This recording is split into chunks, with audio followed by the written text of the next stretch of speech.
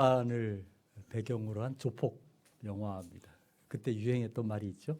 이게 뭐죠? 우리가 남이가 하는 말. 그런데 이제 우리나라 정치를 보면 특별히 이제 선거철이 다가오면 이 우리가 남이가 하는 이게 작동하는 것을 보게 됩니다.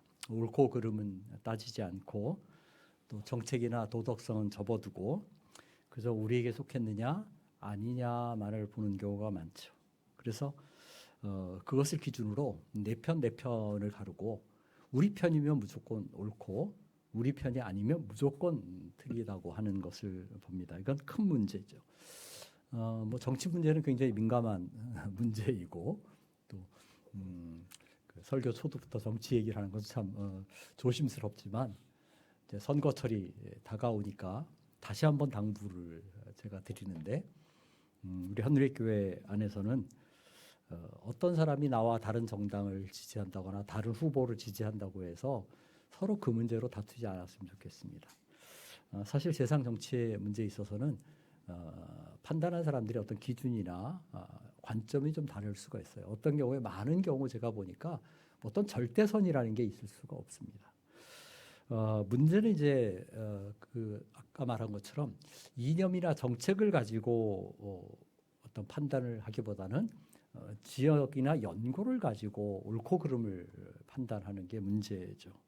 그래서 따져보지도 않고 같은 지역 출신이거나 같은 학교 출신이면 무조건 지지하는 것입니다. 물론 같은 종교를 가졌다고 해서 무조건 지지하지도 말아야만 합니다. 우리가 한때 예수 믿는 대통령을 간절히 원했다가 낭패를 본 그런 경험이 있지 않습니까?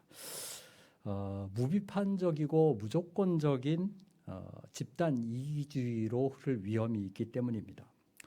세상 정치에 있어서도 이런데 이것은 하나님 나라 백성 공동체에서도 동일한 일이 있을 수가 있습니다. 오늘 우리가 마가복음 10장 38절에서 41절까지 읽은 이 말씀에서 우리는 제자들에게서 배타주의, 집단 이기주의 같은 것을 보게 됩니다.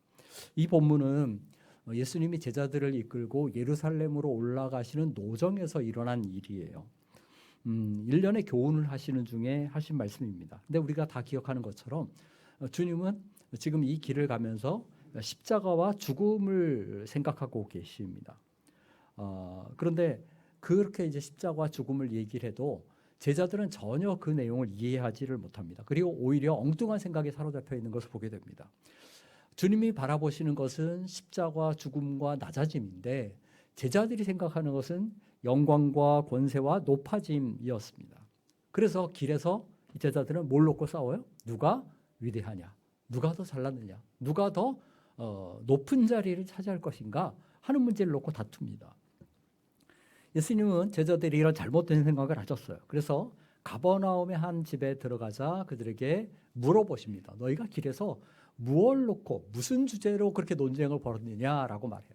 그러니까 제자들이 침묵했다, 잠잠했다, 아무 말도 하지 않았다 이렇게 얘기합니다. 왜냐하면 제자들조차도 자신들이 지금 논쟁하는 문제가 무언가 잘못됐다, 문제가 있다라는 것을 알고 있었기 때문입니다. 제자들이 입을 다물고 있자 예수님이 하신 말씀이 하나님 나라에서는 낮은 자가, 섬기는 자가 높은 자다라고 그 역설적인 영적인 진리를, 그 원리를 가르쳐 주십니다. 그런데 이제 이렇게 예수님이 질책성의 교훈을 이어가시니까 요한이 대화의 주제를 좀 바꾸려는 시도를 하죠. 그래서 말을 꺼내는 것이 오늘 38절의 내용이에요. 선생님, 우리를 따르지 않는 어떤 자가 주의 이름으로 귀신을 내쫓는 것을 우리가 보고 우리를 따르지 아니함으로 금하였나이다 라고 말합니다. 여기에는 요한의 두 가지 의도가 있어요. 지금 말한 것처럼 국면 전환입니다. 그렇죠? 예수님에게 계속 야단 맞는데 이걸 빨리 좀 벗어나고 싶은 마음이 하나 있겠죠. 또 한 가지는 일종의 칭찬을 기대했을 수도 있어요. 이건 자랑하듯이 지금 요한은 이야기를 하거든요. 우리가 이제 책망받은 아이들을 보면 종종 그렇죠. 아이들 엄마 아빠가 야단치면 가끔 엉뚱한 소리를 해서 화제를 이렇게 돌리는 경우들이 있습니다.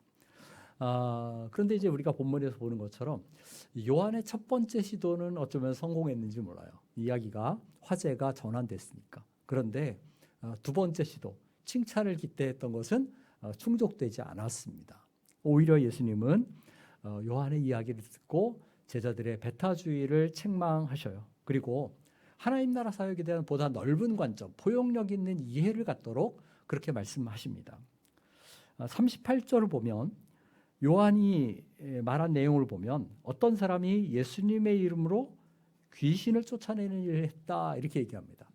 이 어떤 사람이 도대체 누구일까라는 것을 놓고 의견이 분분합니다. 어떤 분들은 말하기를 이 사람은 예수님을 전혀 믿지 않는데 그냥 예수의 이름을 빙자해서 빌어서 흉내내서 그런 일을 행했다 이렇게 얘기하는 사람들이 있습니다. 마치 사도행전 19장에 나오는 마수라는 사람들, 스게와의 7 아들들과 똑같습니다.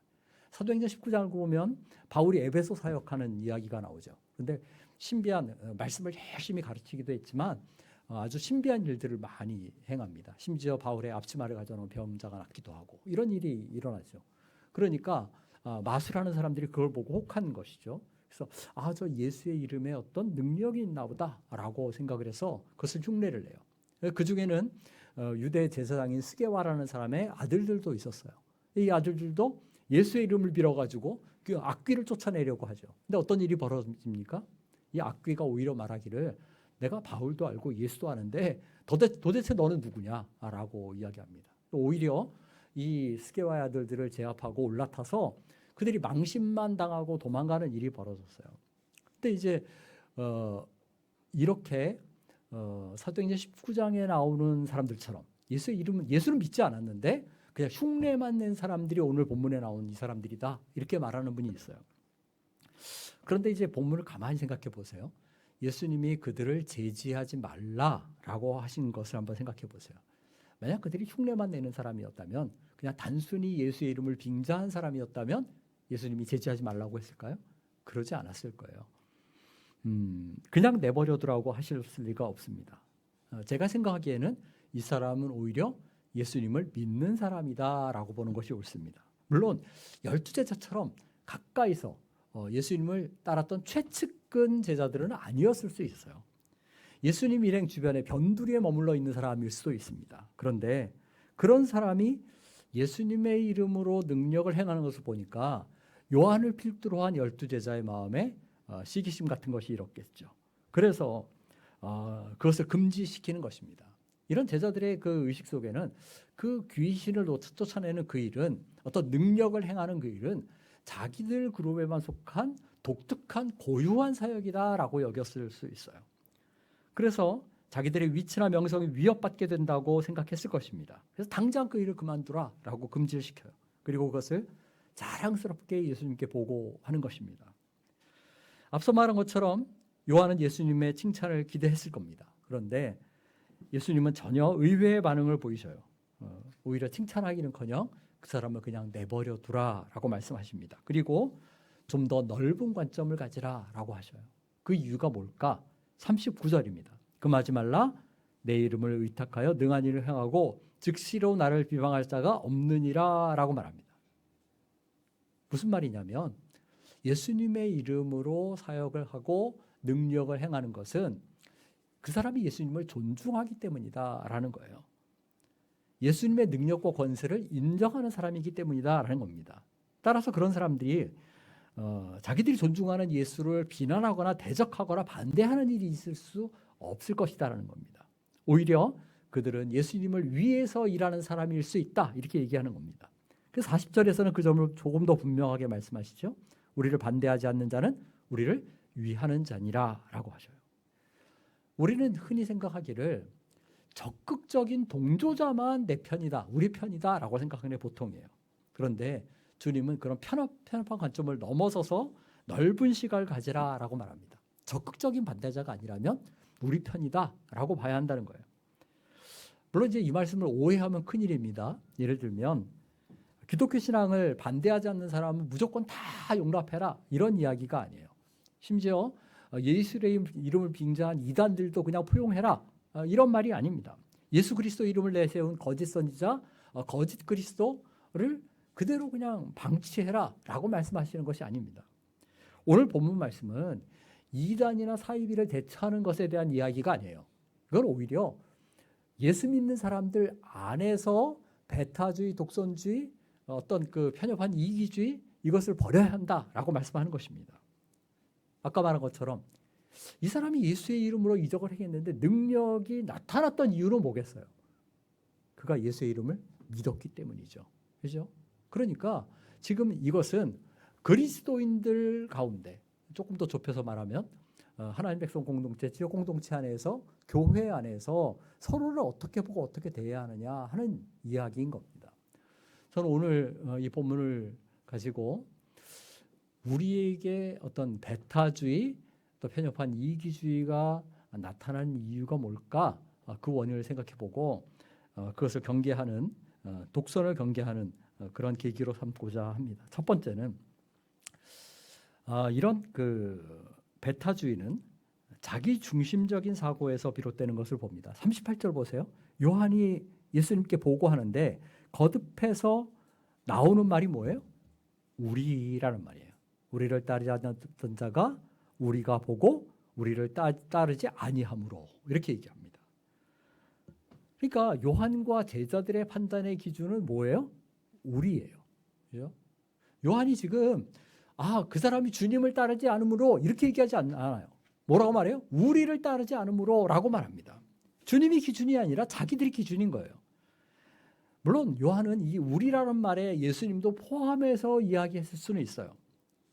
그러나 아무리 그렇더라도 우리가 이 말을 들을 때 느끼는 것은 뭐냐면 이 우리라는 말은 12제자 자신들을 강조하는 그런 표현이다라고 받아들여지게 되는 겁니다. 여기서 우리는 제자들이 자기들 그룹에 어떤 울타리 같은 것을 치고 있다라는 것을 느껴요. 우리 외에 다른 사람들은 배제하는 것입니다. 사실 우리라는 말은 굉장히 좋은 말이죠. 왜냐하면 공동체성을 나타내는 말이기 때문에 그래요. 우리는 우리라는 말 자주 특별히 한국 사람도 우리라는 말 잘 쓰죠. 내 부모라고 안 하고 우리 내 엄마, 내 아빠 이렇게 말 안 하죠. 그죠? 좀 어색하잖아요. 그죠? 우리는. 근데 영어는 이제 my를 쓰지만 우리는 말 그래도 우리를 쓰죠. 우리 엄마, 우리 아빠 이렇게. 그래서 참 그 우리라는 말이 사실 좋아요. 우리를 말을 쓸 때는 우리는 어떤 연대감 같은 것, 소속감 같은 것 이런 것을 느낍니다. 혼자만은 삶이 아니라 함께 더불어 사는 삶이라는 것을 이렇게 상기시킵니다. 그래서 신앙 공동체 특별히 이 우리라는 말은 잘 어울리는 말이에요. 우리가 이제 예수님이 가르치신 주기도문을 봐도 하늘에 계신 우리 아버지요 이렇게 기도하죠. 그죠?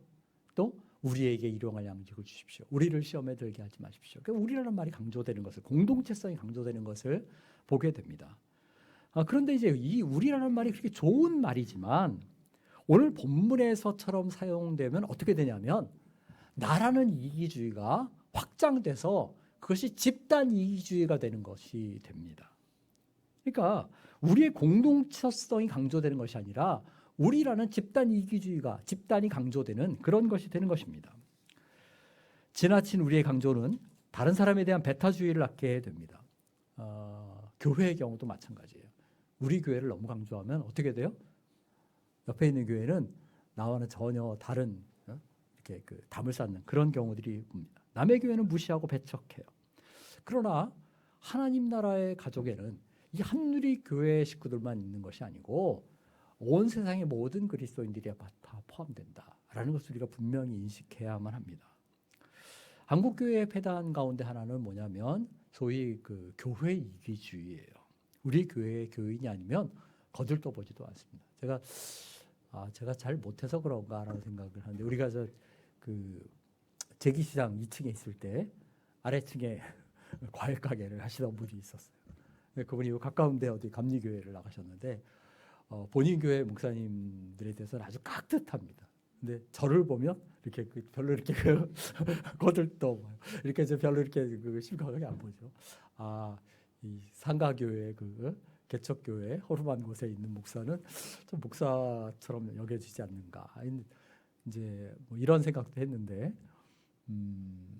그건 어찌 보면 뭐 저를 향해서만 그런 것이 아니라 어, 그, 그, 교회 식구들을 바라보는 시각 자체가 그렇다고 할 수 있어요. 굳이 뭐 다른 교회 사람들은 알고 지내려고 안 하는 경우가 많습니다.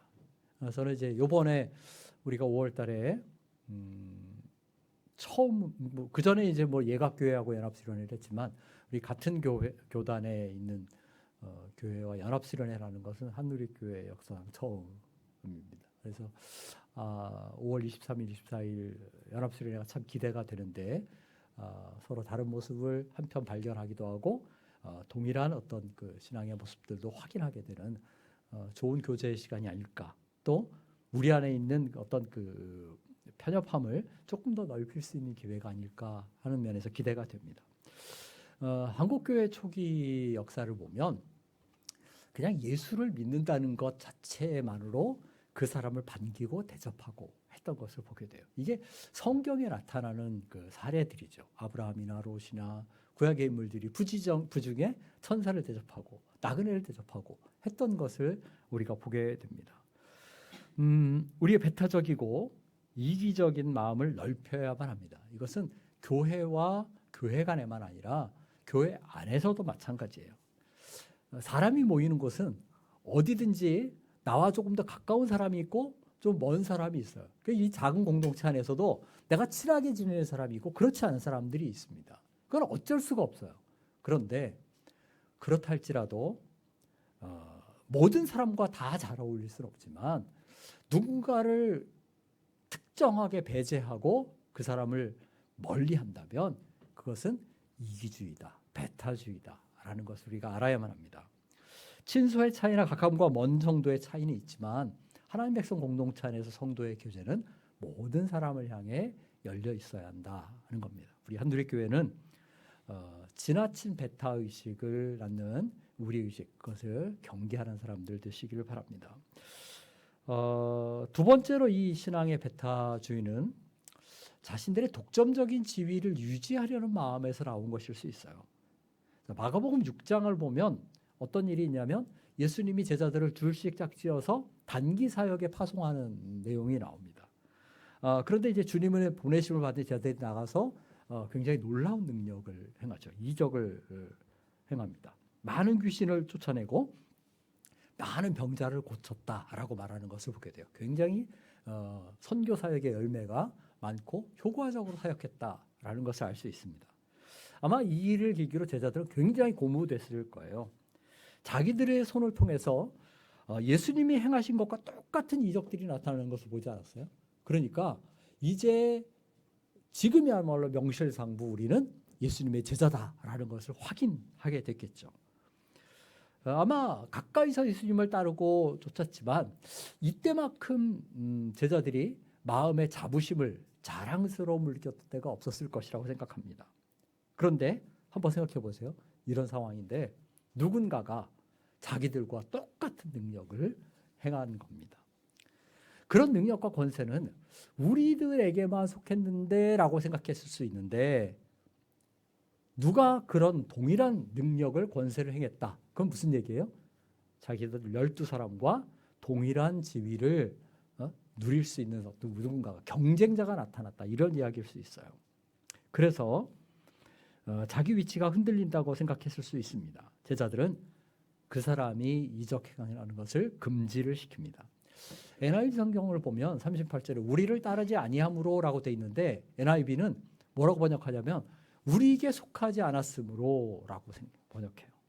이 말이 암시하는 게 뭐냐면 제자들이 이 사람을 배척한 이유는 뭐냐면 예수님의 가르침을 따르지 않았기 때문이 아니라 자기들 그룹에 속하지 않았기 때문인 겁니다.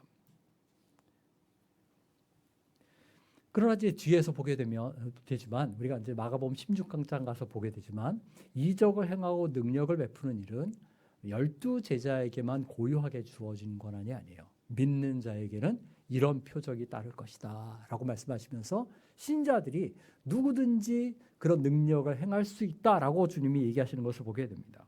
그러니까 12제자가 이것은 우리만의 독특한 사역이다라고 생각했다면 그것은 그들의 잘못된 생각이라는 겁니다. 우리가 교회 공동체 안에서 이 일은 나만 할 수 있다라는 생각을 버려야만 합니다. 물론 교회의 어떤 직분의 체계상 어떤 일은 누군가에게만 주어진 경우가 있어요. 예를 들면 설교하거나 가르치거나 하는 이 강단 사역은 목사들에게만 허용되어 있습니다. 다스리는 일은 장로들에게만 허용되어 있어요. 이것은 교회의 질서를 유지하기 위해서 성경의 가르침에 근거해서 교회법이 정해 놓은 것입니다. 그런데 그렇다고 할지라도 목사가 만약에 나의 기득권이나 독점적인 지위를 유지하기 위해서 혹은 장로가 자신의 기득권이나 자기 이익을 유지하기 위해서 이것은 나에게만 속했다라고 생각하고 고집한다면 그것은 굉장한 폐단이 될 수 있어요. 예를 들면 이런 겁니다. 우리 교회는 이제 제가 작년부터 우리 목사님들에게 성찬식 집례를 하도록 허용을 했는데 대부분의 교회는 부목사나 교육목사들이 성찬식을 집례하는 경우가 없습니다. 제가 목사가 돼서 교회에서 오랫동안 사역을 했지만 한 번도 개척을 하기 전까지 성찬식 집례를 해본 적이 없어요. 왜냐하면 성찬식은 담임 목사만의 고유한 권한이다라고 암시적으로 그렇게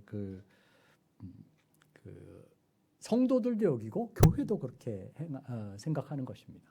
그런데 성경을 어디를 봐도 교회법 어디를 봐도 성찬식은 담임 목사만 행해야 한다라는 규정이 없어요.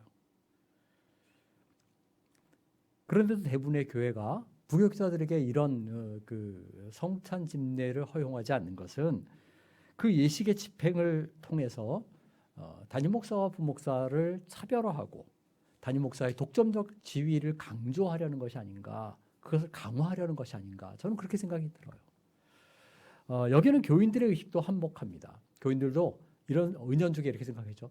담임 목사가 집례하면 조금 더 은혜롭고 무언가 더 거룩하다? 뭐 그렇게 여기는 잘못된 생각이 있어요.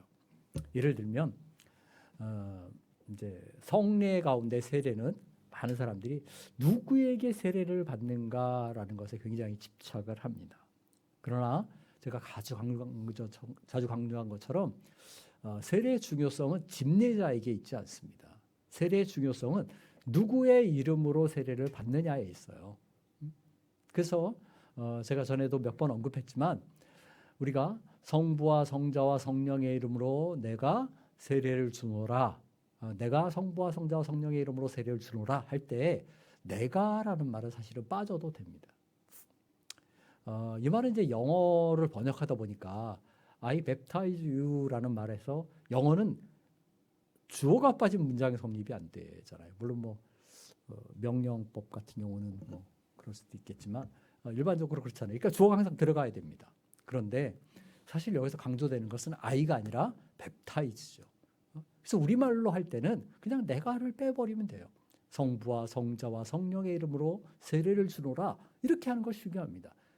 세례를 베푸는 목사가 중요한 게 아니라 그 누구의 이름으로 누구의 권한으로 누구의 공로에 의지해서 이 세례를 베푸느냐 하는 겁니다.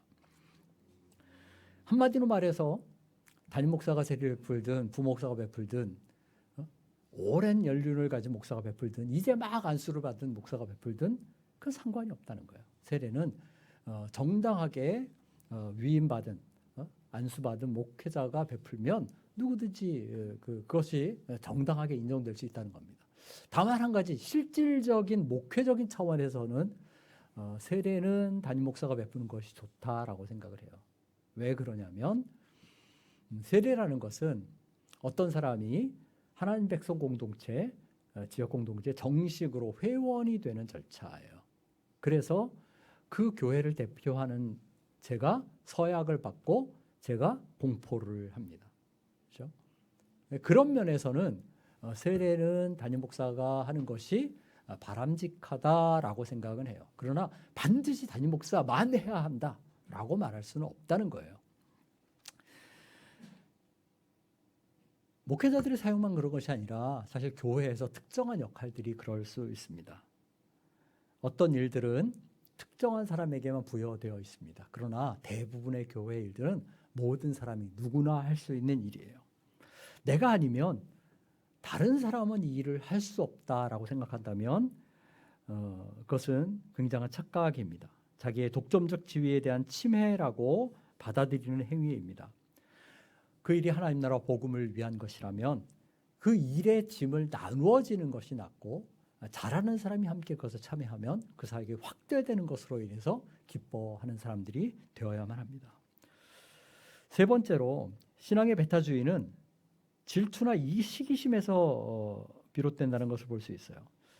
이 마태복음 이 문맥을 잘 생각해 보세요. 우리가 지금 9장에 와 있습니다. 그런데 앞에서 어떤 것을 봤냐면 변화산 아래의 사건을 봤어요. 그죠? 근데 변화산 아래 어떤 일이 벌어졌어요? 예수님과 세 제자가 변화산 아래 내려오니까 어떤 아이 아버지가 자기 아이를 고쳐달라고 했어요. 그런데 제자들이 그 아이를 고치지 못했습니다. 귀신을 쫓아내지 못했어요. 근데 이 일은 제자들만 있는 데서 조용히 어떤 집안에서 이루어진 일이 아니에요. 공개적인 석상에서 이루어졌습니다. 거기에는 그 서기관들도 있었습니다. 큰 무리가 모여 있었어요. 근데 그런 자리에서 제자들은 능력을 발휘하지 못한 거예요. 그러니까 한번 생각해 보세요. 제자들 입장에서는 망신을 당한 것과 같은, 체면을 구긴 것 같은 그런 상황입니다. 제자들의 위신이 여지없이 추락했어요. 이렇게 가뜩이나 망신살이 뻗쳤다라고 생각했을 수 있는데, 이런 상황에서 어떤 일이 벌어져요? 누군가가 능력을 행한 것입니다. 12제자에 속하지도 않은 누군가가 버젓이 귀신을 쫓아낸 거예요. 얼마나 시기와 질투가 이렇겠느냐. 만약에 생각해 보세요. 그 사람은 계속 그런 역사를 행하는데 12제자는 전혀 못했다. 그럼 어떻게 되겠습니까? 자신들의 권위가 엄청나게 손상될 것이다 라고 생각했을 거예요. 그래서 그 일을 계속하지 말라고 권합니다. 제가 목회자들 얘기를 계속해서 죄송한데, 한국 교회에 좀 우스개 아닌 우스갯소리가 있는데, 부교육자는 담임 목사보다 설교를 잘하면 안 된다 하는 얘기. 그 교회에 오래 있으려면 적당히 수준을 맞춰야 한다는 것이죠. 그래서 너무 못해도 빨리 쫓겨나고, 너무 잘해도 쫓겨나니까 적당하게 수준을 잘 맞춰라. 참 슬픈 얘기입니다. 목사라면 열심히 설교 준비하고 최선을 다해서 말씀을 전하고 또 잘 설교를 해야 하나님 백성 공동체에 유익을 끼치는 거 아닙니까? 그런데 눈치를 보면서 그 수위를 조절해야 한다. 이건 문제가 있어요. 누군가가 어떤 일을 나보다 더 뛰어나게 행한다고 해서 그 사람을 축출하거나 그 일을 행하는 것을 금지한다면 하나님의 교회나 하나님 나라에 말할 수 없는 손실이 됩니다. 오히려 잘하는 사람이 있으면 격려하고 세워줘야 돼요. 그 일을 더 잘할 수 있게 해야만 합니다. 교회는 세상과는 달라요. 교회는 나를 드러내는 곳이 아닙니다. 교회 안에서 우리는 내 역할을 과시하는 것, 그것이 아닙니다. 나를 세우기 위한 것이 아니에요. 오직 하나님 나라와 복음을 위한 것이 교회입니다. 마땅히 그렇기 때문에 이 공동체 생활에서는 내가 썩어지고 죽어지더라도 주님이 드러나면 되는 거예요. 나는 감춰지고 나는 주목받지 못해도 복음이 드러나고 하나님 나라의 복됨이 드러나면 그것으로 만족해야 하는 겁니다. 우리가 세례요한의 경우를 생각해 보세요. 사람들이 예수님에게로 다 몰려가죠. 그러니까 세례요한의 제자들이 그 일을 요한에게 보고합니다. 그때 요한이 어떤 반응을 보여요? 그는 흥하여야 하겠고 나는 망하여야 하리라. 쇠하여라. 그렇게 얘기합니다. 이게 참 쉬운 얘기 같지만 그 쉬운 얘기가 아닙니다. 요한은 자신의 일신의 명예와 지위를 추구하지 않았어요. 복음과 하나님 나라를 추구했습니다. 신앙의 배타주의를 극복하려면 이런 시기심과 질투를 우리가 버려야만 해요. 자, 그러면 시기심과 질투를 버릴 수 있는 한 가지 비결이 뭘까? 41절 보세요. 누구든지 너희가 그리스도에게 속한 자라 하여 물 한 그릇이라도 주면 내가 진실로 너에게 이르노니 그가 결코 상을 잃지 아니라라고 말합니다. 이 말씀은 이제 예수님의 제자들에게 어떤 그리스도인에게 작은 접대라도 하면 하나님이 그것을 잊지 않으실 것이다 라는 말씀이기도 해요. 근데 한번 이 맥락에서 생각해 보세요. 기적을 행하는 일과 냉수 한 그릇을 대접하는 일, 어느 게 더 위대하고 어느 게 더 돋보입니까? 당연히 기적을 행하는 일. 저한테 선택하라고 해도 안수에서 병 고치는 일을 선택하지, 내가 누구에게 물그릇 떠다 주는 일을 선택하지는 않을 거예요. 그죠? 그런데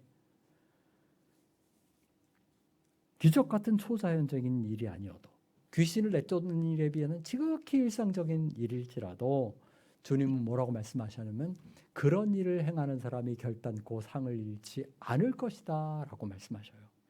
우리는 어떤 면에서 보면 지나치게 큰 일을 하는 데만 관심이 집중되어 있습니다. 앞에서 스포트라이트를 받고 사람들의 박수를 받는 데만 골몰해 있어요. 그러나 그리스도를 믿는 마음에서 행하는 작은 선행을 주님이 주목하신다라는 겁니다. 어쩌면 큰 기적보다 주님은 그것을 더 기뻐하신다 하는 거예요. 따라서 설령 아무도 주목하지 않고 아무도 위대하게 보지 않아도 그 행위를 기쁘게 보시는 하나님을 생각하면서 우리가 작은 섬김을 소홀히 하지 말아야겠다 하는 겁니다. 크고 화려한 일에 골몰하기보다 우리 앞에 있는 작은 섬김의 기회에 주력할 때 우리가 누군가에 대한 시기심과 질투심에서 벗어날 수 있습니다. 설령 여러분이 혹은 제가 행하는 일이 남보기에 위대해 보이지 않아도 우리가 주님 앞에 충성스럽게 그 일들을 감당하는 사람들이 되어야 할 것입니다. 우리 안에 있는 신앙의 배타주의를 경계해야만 합니다. 나나 우리에게 지나치게 집착하지 말아야만 합니다. 울타리를 쌓지 말아야 되죠. 내가 아니면 안 된다라는 의식을 버려야만 합니다. 나보다 잘하는 사람이 있으면 오히려 격려하고 세워주고 짓밟지 말아야 되죠. 크고 화려한 일보다는 작은 일이라도 내게 주어진 섬김을 소중하게 알고 그것에 힘써야만 합니다. 저는 우리 한누리 가족들이 주님이 가르치신 대로 주 안에서 서로 협력하는 넓은 마음, 서로를 포용하는 관대한 마음을 가진 사람들 되시기를 간절히 축원합니다. 같이 찬양하겠습니다. 219장입니다.